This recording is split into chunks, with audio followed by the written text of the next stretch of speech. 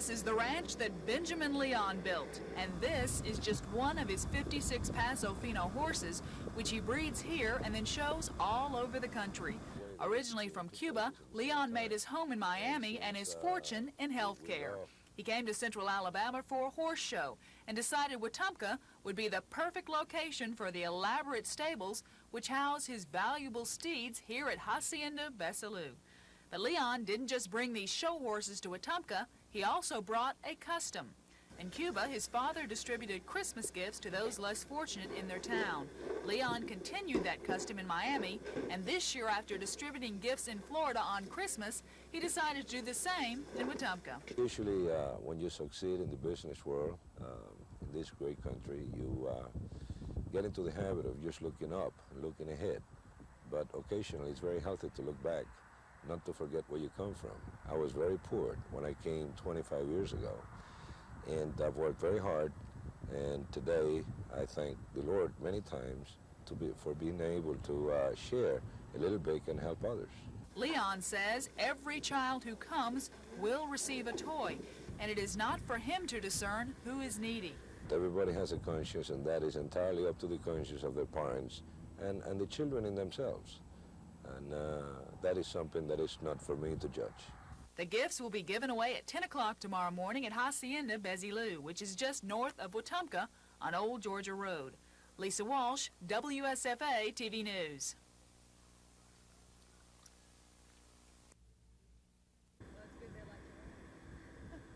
I guess they've gotten thrown off a few times, too.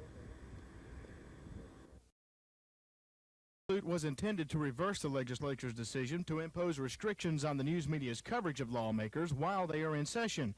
Yesterday, members voted to go ahead with the lawsuit in hopes of getting the issue resolved before the legislature moves to its new facilities in the old Highway Department building January 14th. But today, members decided to wait on the suit when they found out representatives of the media were talking with lawmakers to resolve the issue. Taxpayers Defense Fund attorney Jim Ziegler says the group never intended to file the suit on behalf of the media. No, we have not talked directly with representatives of the Press Association or the Capitol Press Corps, any of those who are involved in the negotiations. We ourselves are not parties to those negotiations. We do not purport and have not purported to represent the news media. Only one of the Defense Fund members voted to go ahead with the lawsuit because he wants to clear the matter up as soon as possible. For myself, I'd rather vote for something I want and not get it than to vote for something I don't want and get it in great big doses. And I'm afraid that's what we're going to get out of this. Following the committee's decision, Media Representative Brian Flood told the members the media wants to settle the problem without having to go to court. So where does the issue go from here? Ziegler says the Taxpayers Defense Fund will let media representatives and legislators battle this one out. If they can't reach a compromise, then they will go through with the lawsuit. Scott Edcock, WSFA TV News.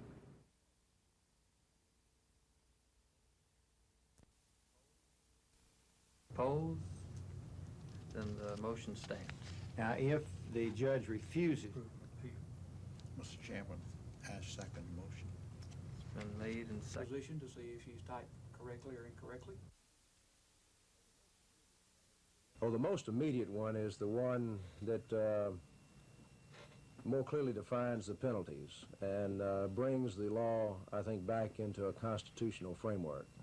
The second bill is very important in that it strengthens the ethics law and would give the Ethics Commission the powers to do its job. the judge of probate may direct him to execute summons, writs, or other process. Have to go ahead and retract the statement in question. To see that equipment available for use at the Alabama Public Library Service. Jack, I'd like to speak to Please, that too. Ask for this Braille device that would enable me to be From the State School Board to the Troy City Council, judges are ordering governing bodies to change the way members are elected. These changes usually occur when blacks challenge the at-large form of government still used in Alabama, and the courts are siding with the people. State Representative John Buskey plans to introduce a bill in the next legislative session requiring all city and county bodies, including school boards, to change from at-large to districts. Buskey admits wiping out at-large elections may not be popular with everyone. Naturally, there are going to be some persons who will oppose this type of bill, but I do think we'll get enough support this time around to pass it. Buskey says the bill will not only end the discrimination of at-large elections, but it will also save cities and counties big bucks in lawyers' fees. Instead of going to court when someone challenges the system, the form of government will be changed automatically. If they would simply agree to go ahead and redistrict and accept single-member districts, they would save themselves a lot of expenses. Buskey says the bill would also allow various bodies to decide on their own district lines and number of seats, a luxury they may not get if they go to court. Carrie Gordon, WSFA TV and then News. You go free, and you start selling booze before the sun goes down.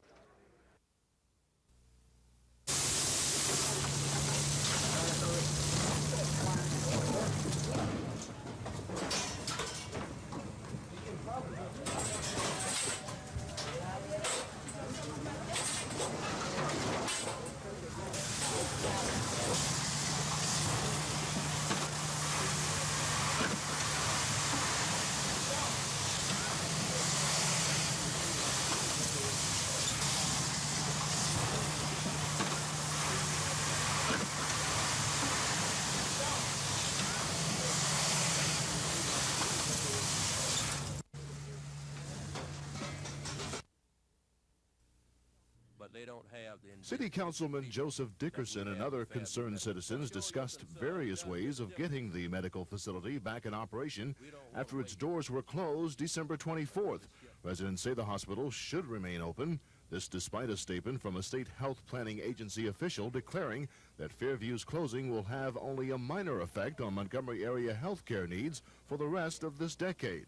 That opinion was not shared. This is a service, I think, that should be addressed to the city, to the county, to the state, and to the United States Congress, that we are aware of a need that must be addressed in Montgomery, Alabama. Hospital Administrator Charlie McCall attended the meeting but refused to answer questions from several people about the hospital's financial standing, saying only that the medical center's board of directors would issue a statement in the near future. I don't know when they're going to make their statement. They are working on one, I'm sure. And whenever they are ready, I'm sure they're going to make it public. And this, I think, is a very important meeting. I think it's a little late in coming, but nonetheless, it's important. Citizen concern over the closing of the Fairview Medical Center is growing, but just how those concerns can aid this financially strapped medical facility remains to be seen. Shed Johnson, WSFA TV News. History of the city of Birmingham, and we are here with a great deal.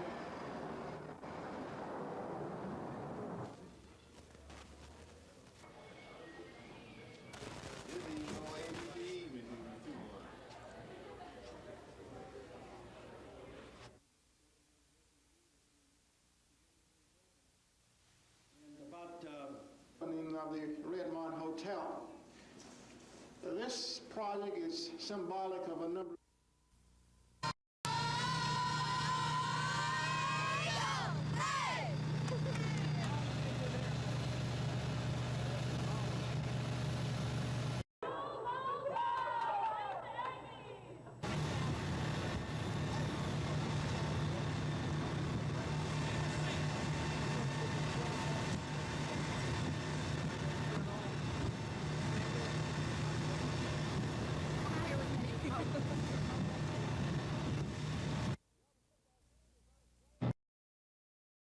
Way to its first ever appearance in the Cotton Bowl Classic. Heisman Trophy winner Bo Jackson has already made an advanced appearance. Where'd you pick up the little hat?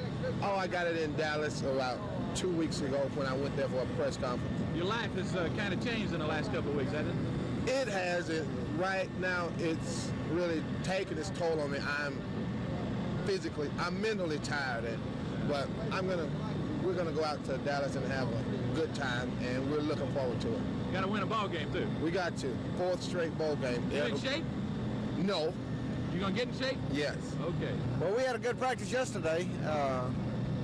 I think probably one of the better ones we've had. A lot of enthusiasm, and kids worked hard, and of course we had kind of put in a game plan the first 3 days, and we came back yesterday and had our last real full speed 11-on-11 type contact, and now it's a matter of going to Dallas and being able to concentrate in practice and keep your mind on the game and still enjoy the festivities and the occasion. So we've been able to do that in the past, and I think we'll be able to do this time. The team, once it arrives in Dallas, will go immediately to the Cotton Bowl for an afternoon workout. We'll be keeping you posted on Auburn in Dallas this week, and don't forget to watch our Cotton Bowl preview New Year's Eve afternoon at 5 o'clock. This is Phil Snow reporting.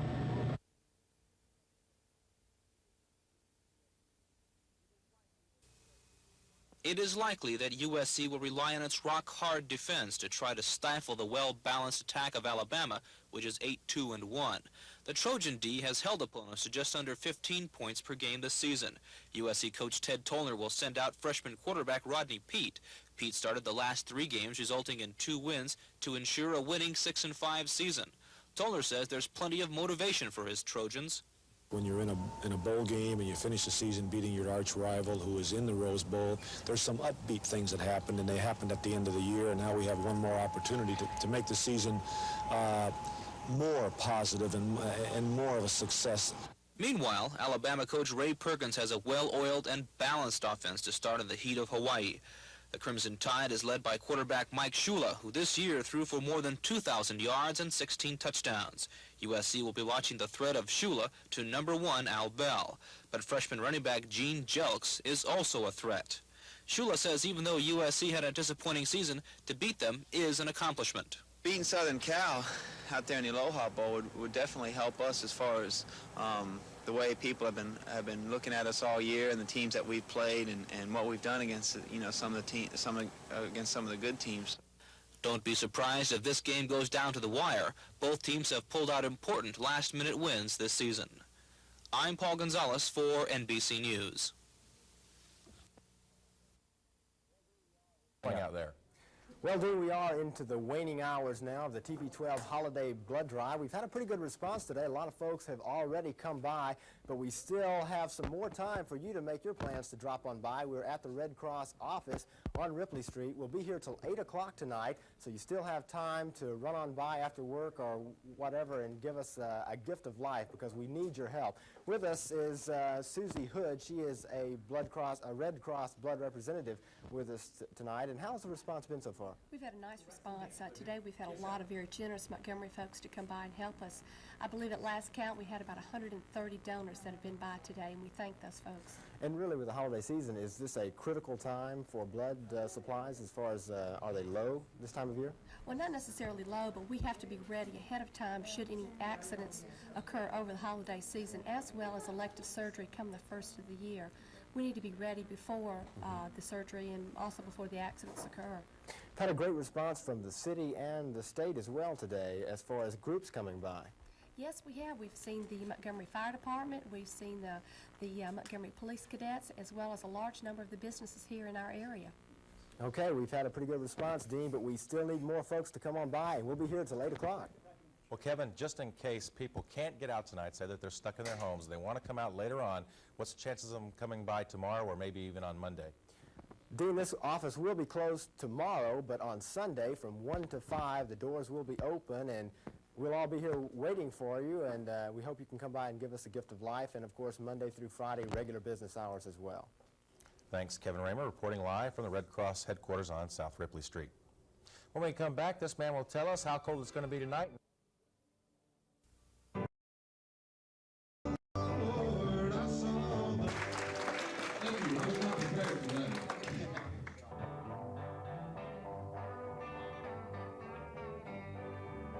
He knows that people still buy his father's records, and I think they still think a lot of him, and I think it makes Hank very proud. And when he records, I think you'll notice that he always usually goes back and picks up one of his daddy's songs. And I think that it's really great because even he has a different style now, and he changed some of that, and he's his own person, you might say.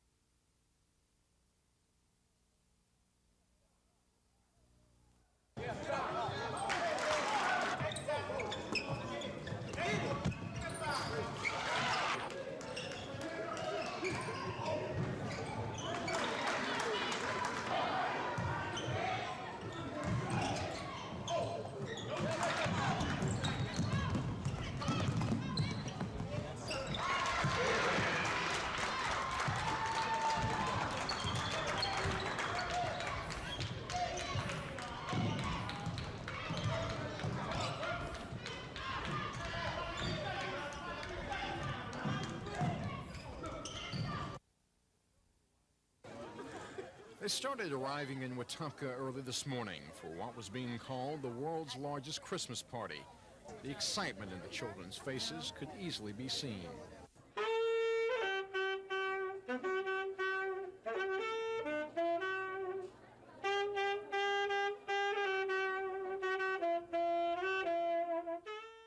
While Santa played his sax, today's gift givers enjoyed their dream coming true.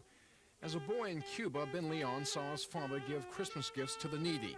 The horse breeder has continued that tradition in the U.S., first for 7 years in Florida, and now at his new home in Alabama.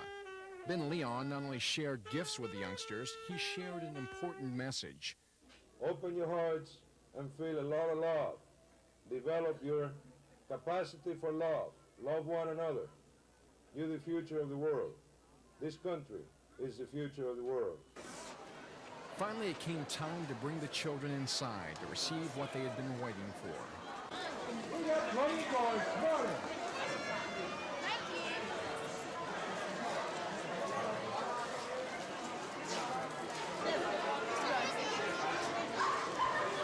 Leon dedicated this day to the memory of the late wife of Florida Congressman Claude Pepper.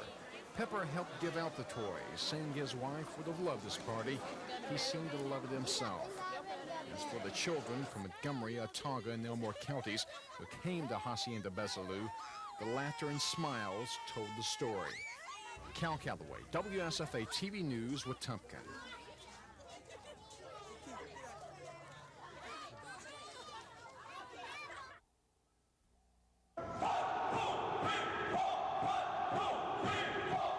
There are 8 16-member teams in all participating in this year's national event being held at Maxwell Air Force Base.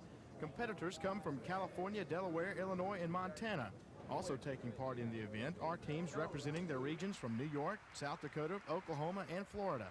According to the Civil Air Patrol's Director of Training, the purpose of the cadet competition is twofold. One, we teach a lot of our cadets the things that they will encounter into the United States Air Force once they go in. But also it's an appreciation and an understanding of our aerospace industry and aerospace in general.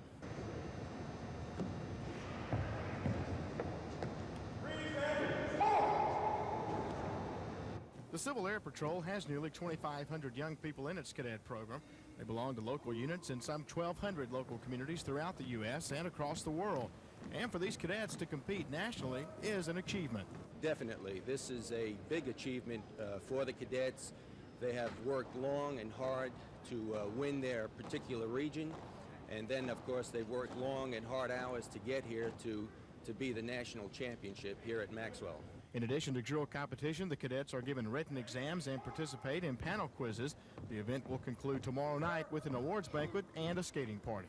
Scott Adcock, WSFA TV News.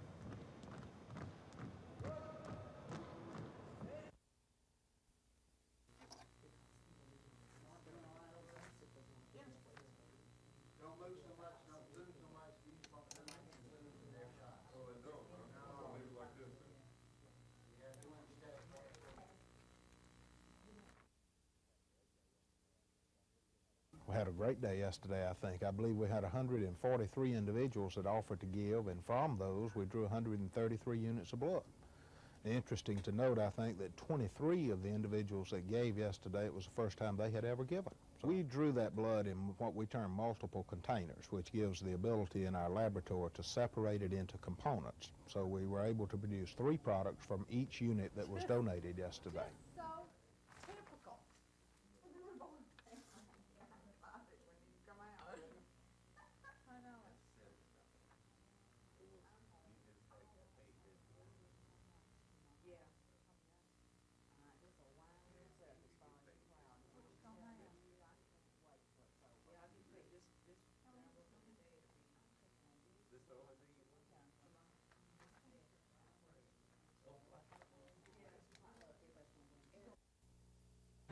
It seems the Auburn football team has not stopped since arriving here a little while ago at the Dallas-Fort Worth airport. They were quickly whisked to the Auburn headquarters hotel, the famous Anatole, to change uniforms. Then a police motorcade across town to the Cotton Bowl for pictures and an opportunity or two for the Dallas media. Now, for most players, that's a one-on-one interview or a picture or something like that.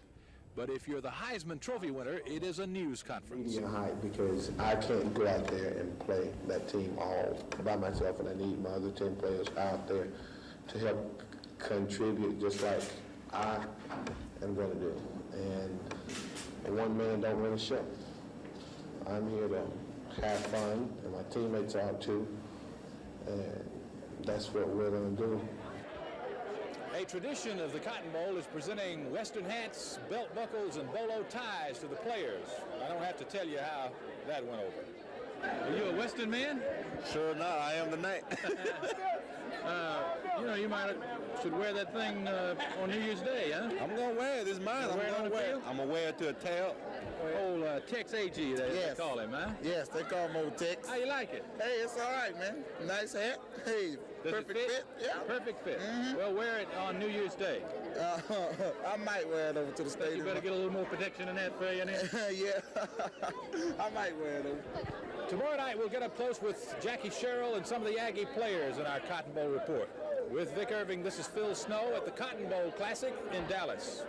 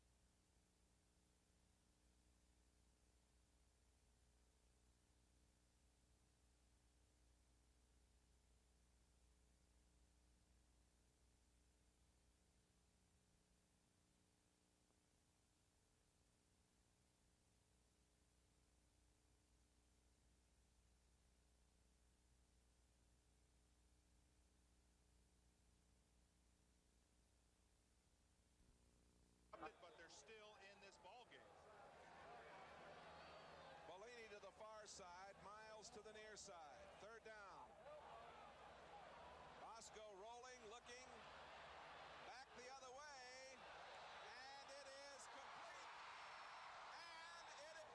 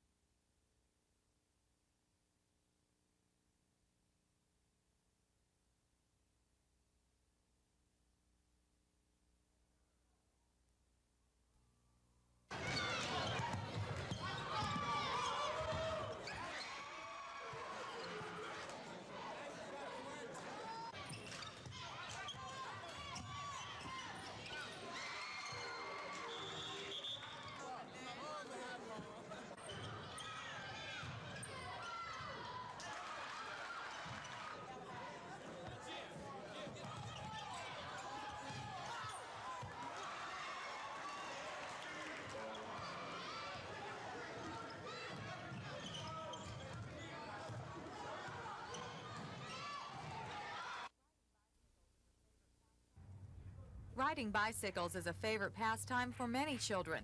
But here in the two-lane court area, riding bikes is not the only option on a quiet afternoon. When there's not much to do, instead of beating the streets, some young people are moving to the gospel beat at the neighborhood's newest attraction, the International Gospel Music Roller Rink.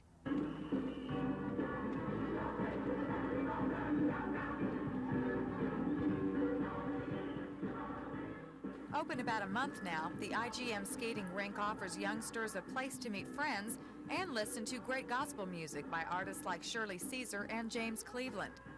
For Jerome Tillis, the roller rink is a dream come true to help kids get off the streets and into the gospel. Like the young people, they don't have anywhere to go. They always on the street, you know, and my idea is to bring them off the street where they have somewhere where they can enjoy, and most so enjoy the Lord, you know. And this is what we're all about, gospel music, enjoying it, fellowshipping. For the young people who come here, the gospel skating rink is different from other places they may hang out. As roller rinks go, they say at least here there are no fights. Most of the time on other skating rinks, you know, little kids, small people, you know, they get ran over it. But here they have someone to stop the traffic and pick that little person up. The only thing different about it is the music, you know. Just like, you know, the ordinary skating rink. It's just, you know, the sign outside says it all. You know, gospel music. They see the sign, they still, you know, they still come in. It's about my third time, you know. But for most of the youngsters, the gospel skating rink is a place to have fun. They may not know it yet, but skating rinks are a lot like life. You will experience some near misses and even some falls, but you just have to keep getting back up to try again.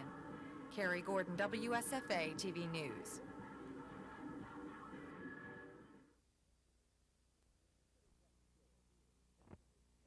Consider Jackie Sherrill. He's busted his Texas denims to rebuild the Texas A&M football program. He succeeded. He has them in the Cotton Bowl, and it's difficult for him to enjoy it. A cheating scandal is racking the Southwest Conference. SMU and TCU made the headlines first. Now the allegations are leveled at A&M. Two media outlets here in Dallas, the Times-Herald and WSFA TV, have ongoing investigations. Sherrill won't talk to them. One gets the impression that the Aggie coach would just as soon be someplace other than Dallas. That is a problem as much as, like Pat Dye said earlier, you know, there's only two teams here. So, and we're one of them. And it's, you know, it's rewarding to our players, and I feel very, very honored and flattered that our players accepted that responsibility and accepted the things that it took to get here. You know, we as coaches don't get us here. If the charges leveled at the Texas A&M program are on the minds of Aggie players, they mask it well. They don't want to talk about it. They will talk plenty about Bo Jackson. Bo could be a main factor in the game, and you know, he's probably most of the offense, but for as a defensive unit, you know, we got to try not to let the other guys make big plays. You know, like the fullback and quarterback, you know, they capable of making big plays, and they have good receivers. So, you know, we have to respect the other players, too. Watch our Cotton Bowl show right after the Bluebonnet Bowl, New Year's afternoon, about 5 o'clock. This is Phil Snow reporting from Dallas.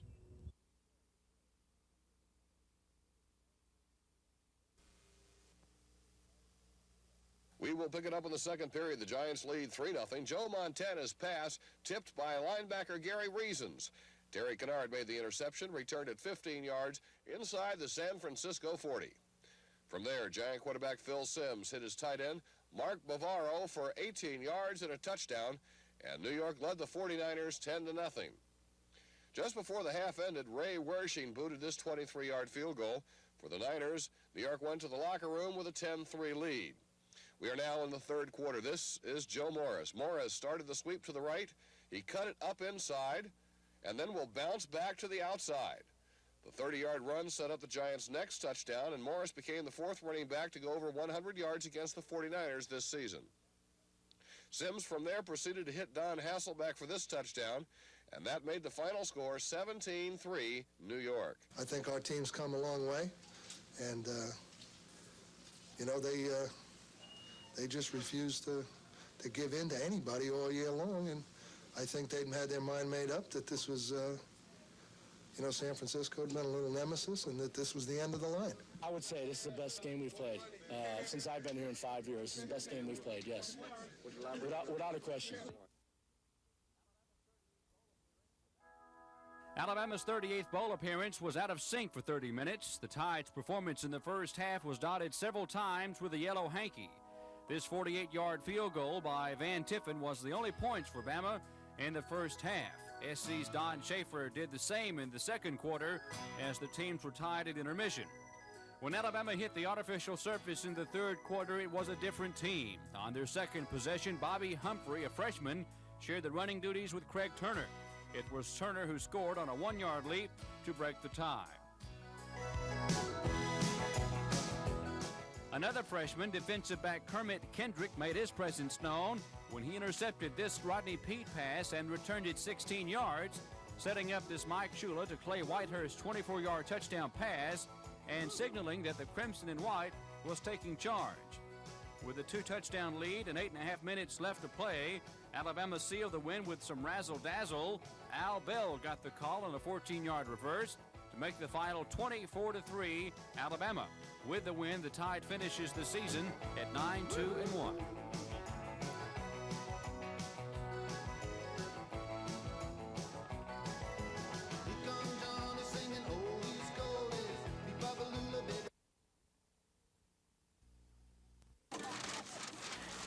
Christmas is a retailer's dream, and why shouldn't it be? Just check out all the cash changing hands in stores during the busiest shopping season of the year. A dream for merchants, yes, but possibly a nightmare for consumers. A nightmare because so many of us use our credit cards to buy presents, much of the time charging more than we can pay back. And that's when the trouble starts. If it happens, though, there are alternatives. The Consumer Credit Counseling Service is here to help folks who find themselves in over their heads. The main thing to do is to let your creditors know what kind of problem you're facing. And it might be good to write it in a form of an apology. Say, I really am overextended. And I cannot pay what this balance demands, but I can pay X number of dollars if they will tell what they can afford to pay. And send the payment along with the letter.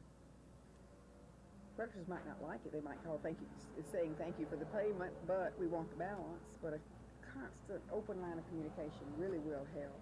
If they don't ignore any advance that the creditors make to them to collect that account, let them know that they realize the creditor has a right to collect the payment. Ms. Farmer is quick to point out that the best way to avoid these problems is budgeting and discipline. The discipline to stop charging. Central Bank's Larry McLemore agrees. He says one way out for someone who's built up a tremendous debt is a consolidation loan. Consolidation could be a part of the answer. In this particular case that you're talking about, the Christmas spending spree is simply the icing on the cake that puts them in a crisis situation. What they will need to do is to take a look at probably a second mortgage on their residence and consolidate all these debts. In addition to that, they will need to take a sharp pair of scissors and cut up the credit cards. McLemore warns, however, that a consolidation is a high-risk loan that doesn't always benefit the borrower in the long run. This kind of loan requires some kind of collateral and usually is a minimum of $5,000. One thing in its favor, however, is its interest rate, right now at about 12.5% to 14%, lower than that of credit cards. Gina Gregory, WSFA TV News. 1986 will be an extremely good year. Youngsters from South Alabama are hearing words of inspiration as thousands gather in Montgomery for the Baptist Youth Convention. Baptist state officials say the youngsters, mostly teenagers, participate in testimonies, Bible drills, choirs, and puppet groups with the goal of making them better Christians and with the hope that many will choose a church-related career. Well, we try this year to re-emphasize our Alabama mission goal of reaching Christ and Bold Mission Thrust. We are doing it in the emphasis this year of family life, of evangelism, of discipleship, and of missions. What is the reaction of the kids? Just started, but I think it's going to be great. I think that our speakers are going to be ones that can relate to the youth, and the youth can relate to them.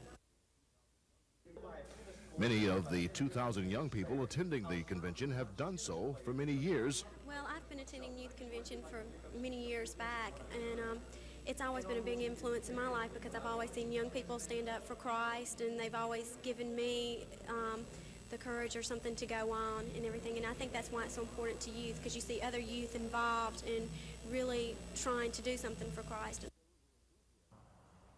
Officials say the enthusiasm among this year's group is making the gathering one of the best in its 25-year history. Shed Johnson, WSFA TV News.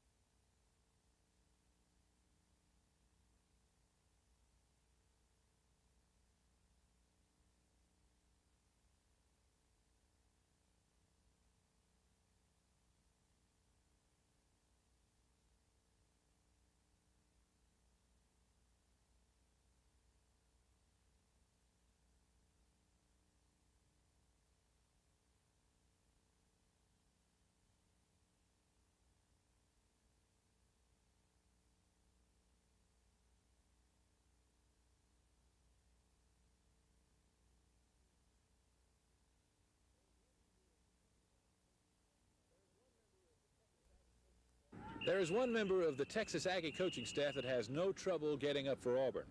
He is a graduate of Lee High School in Montgomery. He played on 4 SEC champions at Alabama. He is tight end coach George Pugh.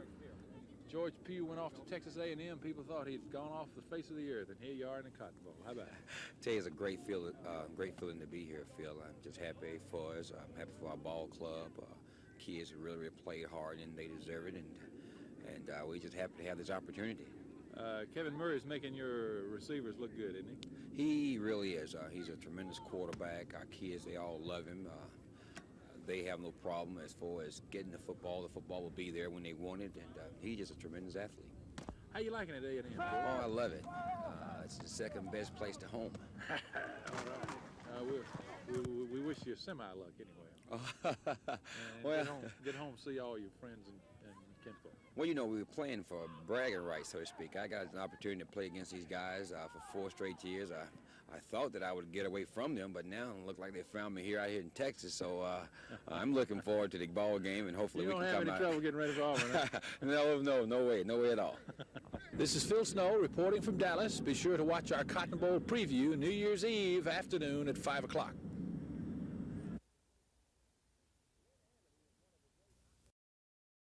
He is one of the great offensive coaches in college football. He came to Texas A&M this year, and he put new life in the Aggie offense. In fact, they led the conference, and the offense he runs is known around the league as the Amityville Horror.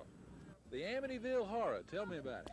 Well, it's a conglomeration of a lot of things. We're an offensive football team that we don't line up in the same offense just 2 times in a row. We use a lot of formations, a lot of motions, and our quarterback is really good, and he puts us on action, and he does the things to get us there. How do teams normally try to defense this offense? Well, I think what they're trying to do, a lot of them are trying to play a 4-man rush, dropping everybody else and try to play some man coverage. People don't blitz us very much, and I knowing Auburn a little bit, I don't know how much they're going to try to blitz us. But people don't want to blitz us because they don't know where we're going to line up. This is Phil Snow reporting from Dallas. Be sure to watch our Cotton Bowl preview New Year's Eve afternoon at 5 o'clock.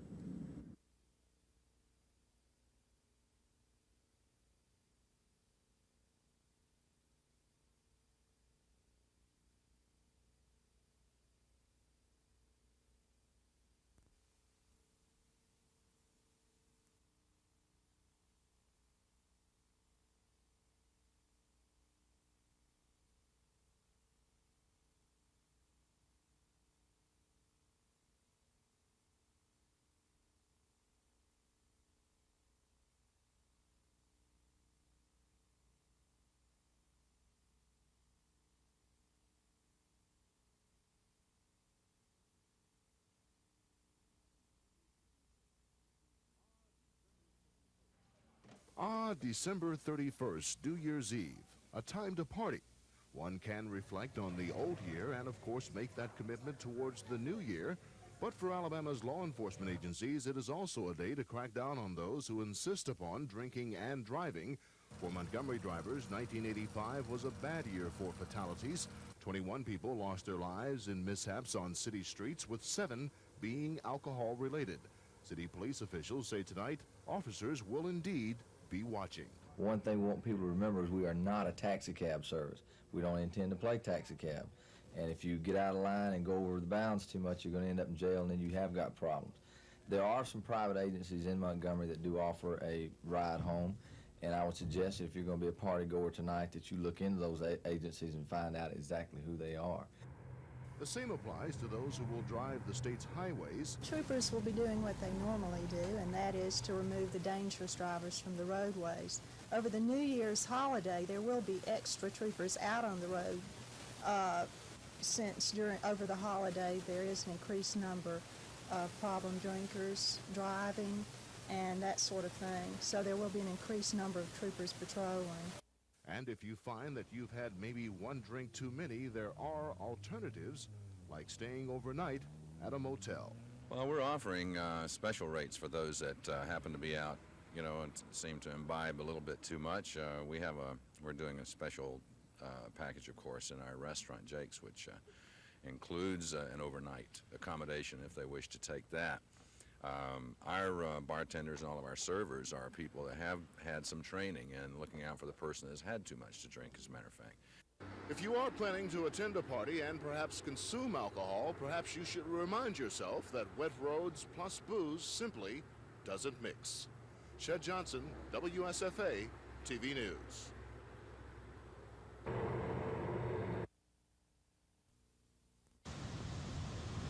It took a year to set up, to make the buys, and get the information. But when officers moved in to make the bust, it took only minutes. Undercover officers set up an elaborate plan to catch suspected drug dealer Jimmy Burgess in action and then move in on his helpers. For the past 3 months, we've had the business establishment under surveillance. During this time, we have noticed known drug offenders to be going and leaving from the business. In a search of the service station where Burgess allegedly operated his drug business, officers turned up the cocaine worth $3,000 on the street, weighing scales and so-called bookie sheets for gambling purposes. Officers say Burgess would sell drugs to small dealers or to anyone who walked in off the streets. This was used as a drop, and drugs were being sold from the station. We believe Mr. Burgess to be one of the major dealers on the west side of town. When we say major, what do you mean by that? A large amount, more so than the small amounts you would normally see on the street. Burgess is charged with trafficking in cocaine and possession of gambling records. Others arrested include Mark Hicks on the Department of Corrections Supervised Intensive Restitution Program, charged with possession of gambling records, Mike Carter with trafficking in cocaine, Jimmy Lee Porter with possession of marijuana, and Danny Hall with possession of marijuana. Gina Gregory, WSFA TV News.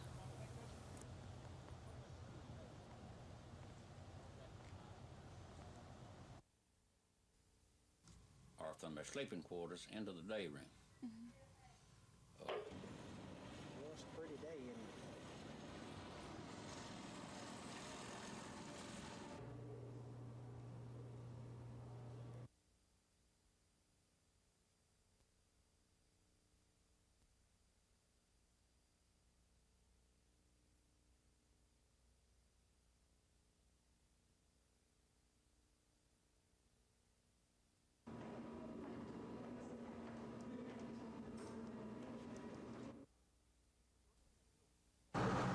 The Birmingham Hilton is home to the Michigan State football team and fans. Each of the 250 rooms here are filled, and the general manager says he expects to make an extra $100,000 from the added business. The Spartans fan says he plans to spend nearly $1,000 during his stay. When you're feeding four children and a wife, you have the meals, you have the miscellaneous souvenirs that you pick up for the game, probably get in, a little bit of shopping. The Birmingham Hyatt, which is the largest hotel in the state, is filled with Georgia Tech fans and players Each of the 405 rooms here are booked, and the general manager says he expects to make an extra $150,000 from the bowl game. The hotel's limousine driver says he'll make a killing on tips and added $70 a day if he's lucky. I'm ready to take my family out for dinner, and we're going to have a nice New Year Eve. The Chamber of Commerce says the All-American Bowl will pump more than $11 million into Birmingham's economy, and that's not counting what the city will collect from sales taxes. But the All-American Bowl means more to Birmingham than just money. The game will be nationally televised, and that will give the city a chance to improve its image. And the Chamber of Commerce says every little chance we get helps.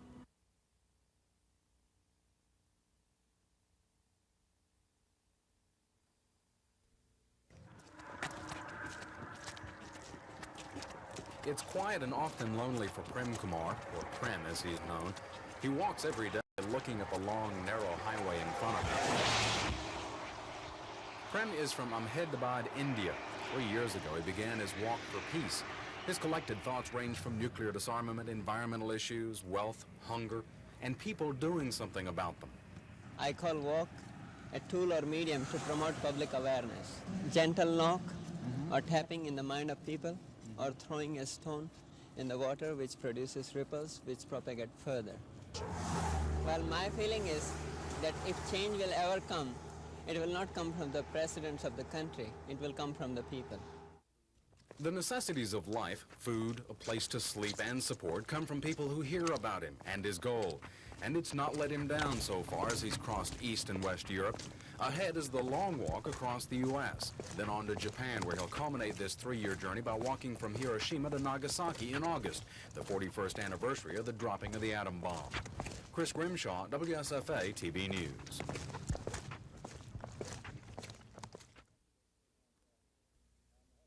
And I'm happy to give this to you, Bill, and I want to say to the Johnsons that I know you're very, Miss Cole, father and mother. I'm today. It was an opportunity to be able to help Jonathan when he was in need of it. Well, this is just a little sad. You're a brave young man. We do appreciate it because the well was a very deep well, too. While earning all-state honors and leading Peachtree High School to the 1983 state championship game, Todd Rampley was used to the limelight. But in his first 2 seasons at Tech, Rampley played understudy to John Dewberry, playing sparingly. Then 2 days ago, after Dewberry's suspension, Rampley was again in the limelight. Pressure really comes from the media, just having all this new media. You know, I haven't been familiar with that for a while. And I think that really kind of changes your attitude a little bit. Rampley accepts the responsibility thrust upon him and has a quiet confidence for one who's attempted only 3 passes in his collegiate career. He says his teammates and coaches have been supportive. They've really shown me a lot of confidence, and they've really supported me 100%. He's a young man that has been in our system 2 years. He knows it as well as any quarterback we have. And I just believe he's a capable leader. But Michigan State isn't concerned with the suspensions. They're still preparing as if Tech is at full strength. And Georgia Tech's not going to change their offense in a couple of days. That would be ridiculous. They're going to come out with their game plan and work with the players' ability that they have there to the most of their ability. And you know, we've got to play with as much aggressiveness, if not more, because everybody else I know on their team is going to be trying to pick up the slack. Joe Washington for NBC News.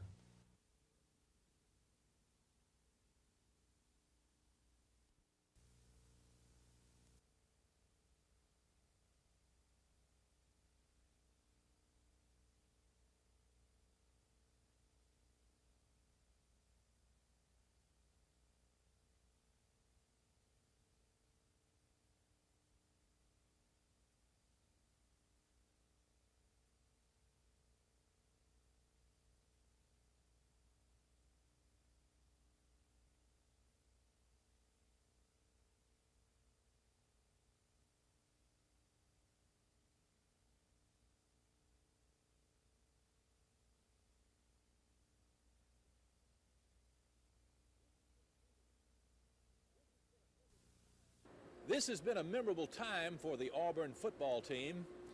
They have spent a week here in the Anatole. Now, I'm no world traveler, but if there are many grander hotels than this one in the world, I'd find that hard to believe. Between practices, the Auburn team has been exposed to what I guess you could call Texas culture. That's cowboy hats and bolo ties and belt buckles and even horseback rides at a real live dude ranch. And plenty of Texas food, especially barbecue, lots and lots and lots of barbecue. They have toured this great city, felt the energy of Dallas, an American metropolis perhaps unlike any other in our land. But now it's about all over. They play the game tomorrow. And this town has turned Aggie land in the last couple of days, and we will talk about that in detail tonight in our 10 o'clock report, our final report here from Dallas. This is Phil Snow with Vic Irving at the Cotton Bowl in Dallas.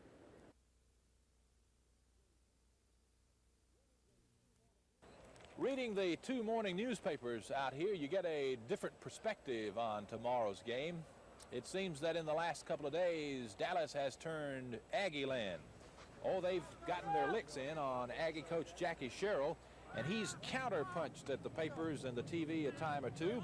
He's taken a lot of heat. Perhaps it is calculated on his part to get his team ready to play tomorrow. That's the general feeling anyway. A&M is mad about the allegations of NCAA violations lodged against them, and they plan to vent their spleen on Auburn tomorrow. They say that Auburn has little incentive to win tomorrow. But Pat Washington, who'll be playing his final game for the Tigers, begs to differ. Well, I don't think that's true. I think that the seniors here want to win. They want to leave on a winning note. And I think the guys up here for the future, for next year, want to win this game for emotional uplift going into the winter workouts. So it's all over. There's nothing remaining now but to play the game. And they'll do it before a jam-packed crowd at the Cotton Bowl in Fair Park here tomorrow. This is Phil Snow with Vic Irving reporting from the Cotton Bowl in Dallas.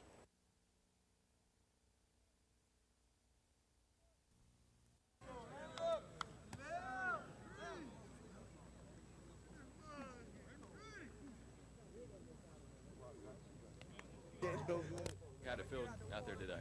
Well, I was a little weak, but I went through every series, trying to get my strength back, and I still know the plays and everything, and I'm just looking forward to going out playing Texas A&M. Think you're gonna be 100% for the game? Oh yes, I'll be 110%. How is it? How you feeling? I'm feeling pretty good. Just still a little woozy, but besides that, I'll be all right. We'll be ready to play. You can believe it.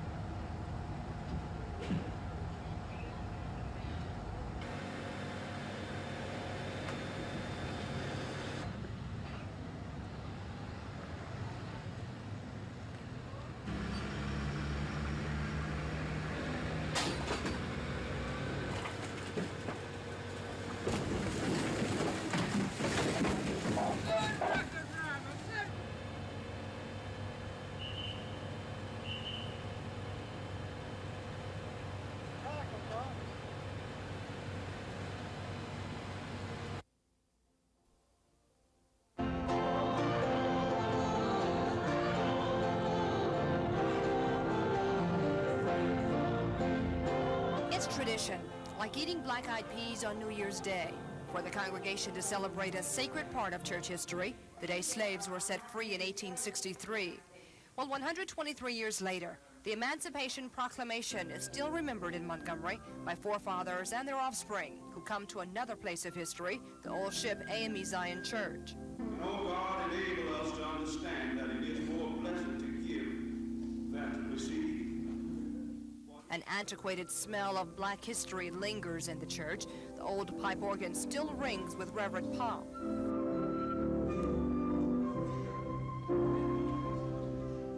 The pulpit has hosted familiar faces like Martin Luther King and his famous civil rights son, Andrew Young, U.W. Clement, and others. Though each New Year's morning address is different, the underlying theme is still the same. My question would be today, what are we about? Why are we here? The congregation perhaps is all of 86 to find answers to those often asked questions. Kim Davis, WSFA TV News.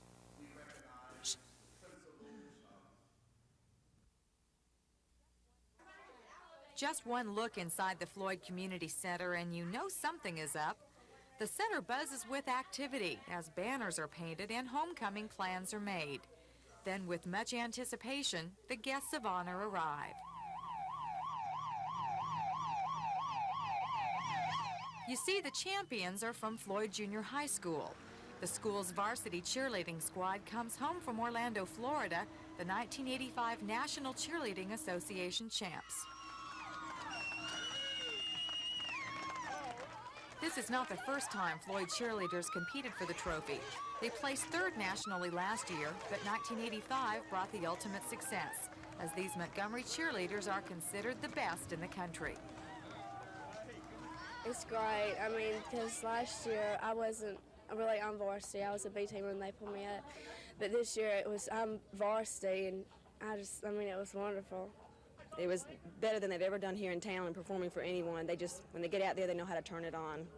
Beating out nearly 300 other teams, the 1985 Floyd varsity squad also carries the distinction of being the first Alabama cheerleading team to win the national championship. The practice and hard work paid off. I hope people realize how hard a work it is to be a cheerleader. It's like an athletics now. You've got to work hard. It's not something that comes easy. You have to be dedicated, and that's what these 14 girls are, because they've practiced over 100 hours to prepare for this 3-minute routine. As friends and family welcome the champs home, the national win will no doubt make 1985 a special year for these girls.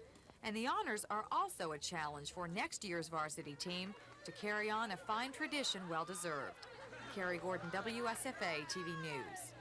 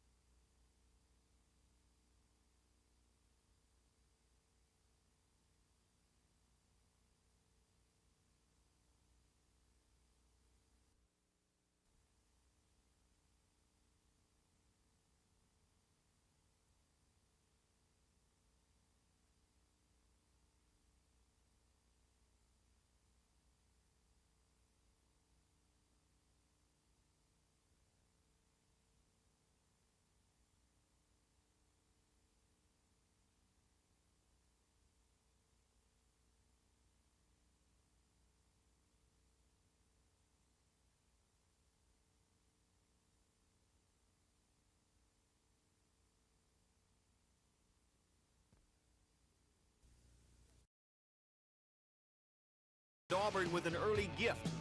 His first possession of the ball game, quarterback Kevin Murray fumbled the snap. Nose guard Harold Hallman came up with the loose ball, and Auburn was in business.